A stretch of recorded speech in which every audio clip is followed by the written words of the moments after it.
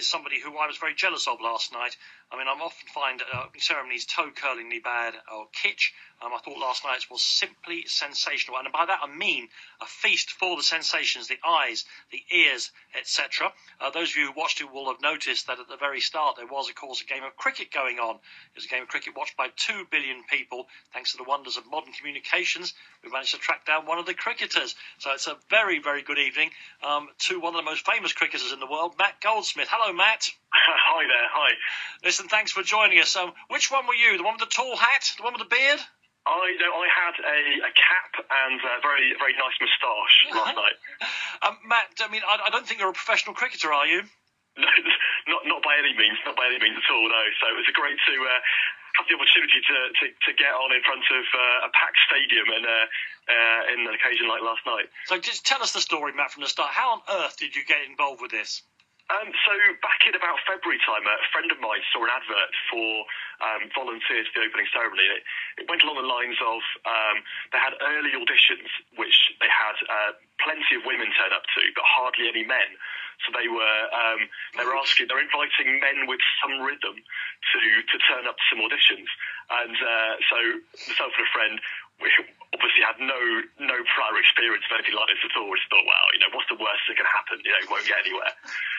And turned up, and the early auditions were all to do with dancing, and you had to we were in a big... Are you much of a dancer, Matt? Not at all, no, not at all. My own experience tends to be late at night after a nightclub, so not by any means at all. Or dancing queen at a wedding, yeah. Yeah, exactly, yeah. So we, the early auditions were, you were like in a huge big dance studio. Someone would do some moves, you had to follow them. People walking around with clipboards. And I think the obvious thing that happened was that they looked at me and said, this man can't dance. Yeah, they said, see the dancing, this fellow will make a great cricketer. So how did you get promoted out of the dancing into the cricket? Well, I thought nothing of it really. I didn't hear anything for a few weeks, and then suddenly got a call back to an email saying you're in, and no more clues. Yeah, and it was like, really? Because I remember being absolutely terrible.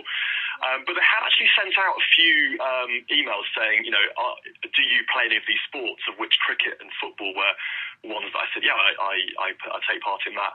So I came back for another audition, and it was more really then to do with, do you look like you could be a plausible sportsman? So lots of catching balls and sort of running around and that kind of stuff, which obviously I managed to get through that stage, and then found myself in this segment, in the cricket segment. So wow, yeah, it was amazing. Hey Matt, it's Martin here. What happened when you got home? Was the first thing you did that you went to your DVD player or your Sky Plus recorder, whatever you call it, and to see if you could actually see yourself on the screen? Did you do that? Absolutely, yeah. I think everyone was involved. Right. And freeze frame, because obviously we weren't focused for that long, so it was a case of freeze framing and like frame by frame seeing our little bits. Yeah. But in all seriousness, I know you bowled an overspin. Was there an actual ball? Yes. Yeah, there was an actual ball. Yeah. Okay. Yeah. All right. So first of all, how did you bowl? Actually, I think the same as everyone really. We weren't at our best yesterday. I think the nerves got to us all, and a couple of leg side wides. And actually, another thing that was quite funny was all the batsmen were told to hit the ball very gently because it's quite a small pitch and there's children around, animals, and all the batsmen got a bit carried away as well. And my first delivery was hit for six. And six? Out the stadium?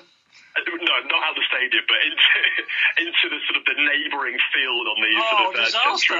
Was it a softball or a proper cricket ball? No, it was a real cricket ball. Danny Boyle was really keen that we played with a real bat and ball, so you got the sounds of leather on willow. So yeah, it was a real ball, a real bat. So Matt, did Danny Boyle actually get involved in all of those types of, or did he oversee it, or was he right on top of it? There was a director who oversaw our segment, and Danny Boyle would come to some of them early on, but the last couple of weeks when we've been rehearsing, very close to day, he's been there a lot, and sits up in a box and watches it all, and we've all got radios and microphones on, so they call out various instructions and directions as you're doing the performance. So we've seen him a lot in the last couple of weeks. Matt, listen, in the sort of final analysis, you were out there. Try if you can to paint a picture, put into words what it was like playing this bizarre game of Victorian cricket in front of 70,000, 80,000 people, and knowing that half the world were watching you. It was just an amazing experience. Trying not to sort of glance up at the screens and look at yourself, because we could see ourselves on the screens, and you could really sense the atmosphere last night.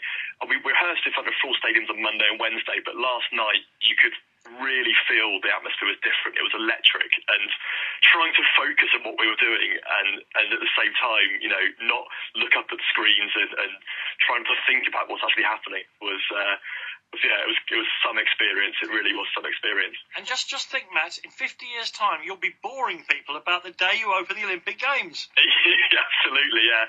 Absolutely. It'll be a story that I'll take with me for a long time, yeah. Quite right, and quite right. Matt, just going on, in our old school plays, when we were like in junior school... Where's he going with this? When we were in junior school... When our mums and dads used to come and watch us, we used to wave across to our mum and dad, that little grin with a smile on our faces and wave.